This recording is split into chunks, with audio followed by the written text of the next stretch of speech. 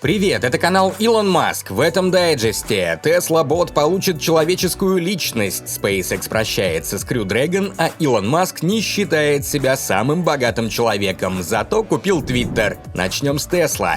Удивительно тяжелый первый квартал подошел к концу, и Tesla поставила чуть больше 310 тысяч автомобилей. Результат отличный, особенно с учетом заявления Илона Маска. Это был исключительно сложный квартал из-за перебоев в цепочке поставок и политики нулевого ковида в Китае. Выдающаяся работа команды Tesla и ключевых поставщиков спасла ситуацию. Кстати, на ежегодном собрании акционеров в этом году Tesla проведет голосование по дроблению акций. Дата собрания еще неизвестна, но в последний раз акции дробили в августе 2020 года. Это никак не влияет на стоимость компании, но снижает входной барьер для покупки. Да, такого от Tesla мы точно не ожидали.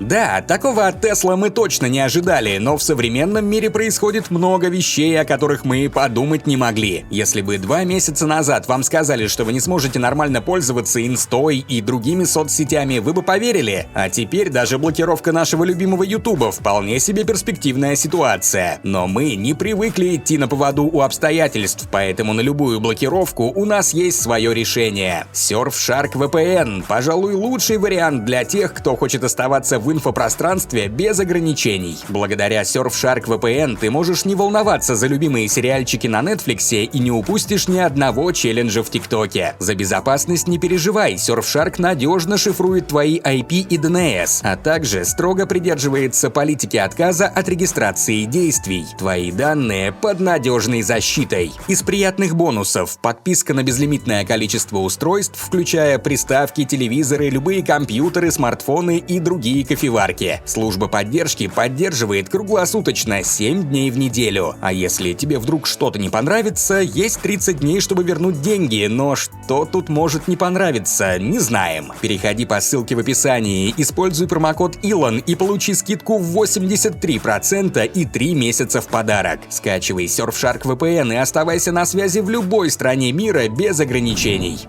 Суд в Германии обязал Tesla выкупить Model 3 после того, как владелец подал жалобу на пакет полного автопилота. В жалобе мужчина указал, что FSD сделал автомобиль похожим на пьяного водителя-новичка. Tesla приговор суда обжаловала, но комментариев не дала. Ну что ж, типичная Tesla. Нужно понимать, что в Европе автопилот работает иначе из-за местных правил. Например, угол максимального поворота руля ограничен законом, а автоматическое перестроение доступно только после подтверждения водителям. Tesla, конечно, надеется запустить FSD бета в Европе этим летом, но это будет зависеть от одобрения регулирующих органов, а это всегда тяжко. Хотя, например, Tesla Semi тоже не влезал в стандарты для грузовиков в Австралии, и там сообщество водителей выступили за изменение стандартов. Коллективная поддержка порой творит чудеса даже в страшном мире бюрократии.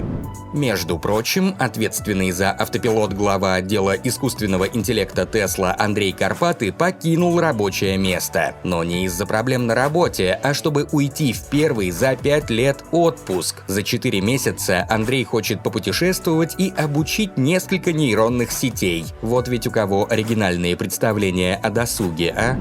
Наконец, министр транспорта Великобритании рассказала, что Tesla откроет суперчарджер для всех электромобилей в Англии в течение нескольких недель или месяцев. Это 87 точек или 780 станций по всей Великобритании. Повезло британцам. Далее про Tesla Energy. Пока Гига Шанхай страдает от ковидных ограничений, на Гига Техас планируется установка большой системы Мегапэк. Во всяком случае, заявку на проект Tesla уже подала. На 21 гектаре можно разместить весьма приличное количество мегапэков. Они прекрасно дополнят запланированную гигантскую солнечную систему и помогут смягчить ненадежность электросети Техаса. Илон явно хорошо запомнил, как застрял в доме друга без электричества во время снежной бури прошлого года. Австралийский штат Квинсленд объявил, что Tesla построит новую систему накопления энергии мощностью 100 мегаватт и емкостью 200 мегаватт-час. Мегапэки введут в эксплуатацию к концу года. Дела в Австралии вообще идут хорошо. Только на прошлой неделе Tesla получила заказы на Мегапэк с суммарной емкостью 300 мегаватт-час для 3 других проектов в соседнем штате Новый Южный Уэльс.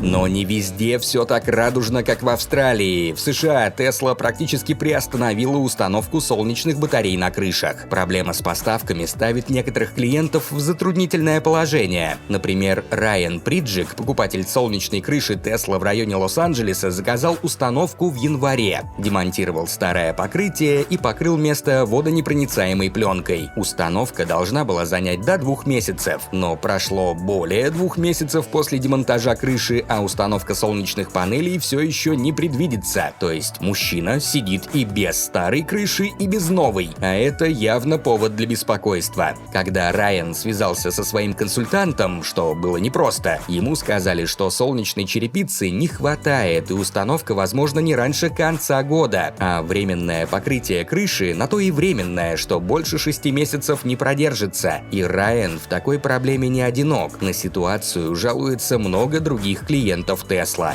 Немного про SpaceX. На этой неделе SpaceX запустила миссию Transporter 4 по программе совместных запусков. Первая ступень летала в 7-й раз, и все прошло настолько штатно, что даже и рассказывать особо нечего. Едем дальше. Министерство здравоохранения Украины сообщает, что 590 пользовательских терминалов Starlink используются в больницах по всей стране. SpaceX продолжает поставки и отправляет более новые версии оборудования, которые обычным пользователям в мире пока достаются редко. За несколько недель количество скачиваний приложения в Google Play и App Store для терминалов в Украине выросло в 3 раза. Космические организации вступаются за SpaceX. Марсианское сообщество и еще 13 организаций подписали письмо правительству США и Федеральному управлению гражданской авиации. Краткий пересказ письма. «Ребята, мы такими темпами космос не покорим, хватит уже мурыжить Starship. Вся пусковая инфраструктура почти готова, выдайте разрешение и экологическую оценку, имейте совесть». Реальный текст письма на экране, но суть мы передали. Экологическое расследование длится с июня 2021 года. Перенос сроков разрешения был уже 3-4 раза. Зреет теория заговора, что FAA пытается проучить Илона Маска с его сорванными дедлайнами. Мол, вот видишь, как неприятно, когда все откладывается. Гвин Шотвелл рассказала, что SpaceX больше не работает над Crew Dragon. Сейчас у компании 4 активных корабля – Endeavour, Resilience, Endurance и Freedom, который полетит впервые 20 апреля. Этого должно хватить на текущие планы компании. При этом не совсем ясно, что будет с грузовой версией Cargo Dragon 2. В этом году SpaceX ждет как минимум 1 грузовая миссия с новой грузовой капсулой. Компания явно старается перенаправить большую часть рабочей силы на разработку Starship. Слышите, FAA, слышите? И в конце про Илона Маска. Ту-ду-ту-ду-ту-ту, время весеннего шопинга. Илон Маск купил более 9% акций Твиттера за почти $3 миллиарда. На премаркете их стоимость сразу же выросла на 25%. Как думаете, связана ли покупка с опросом подписчиков Илона насчет Твиттера? Из 2 миллионов проголосовавших 70% ответили, что соцсеть не придерживается принципов свободы слова. Интересный у Илона способ борьбы с цензурой, конечно.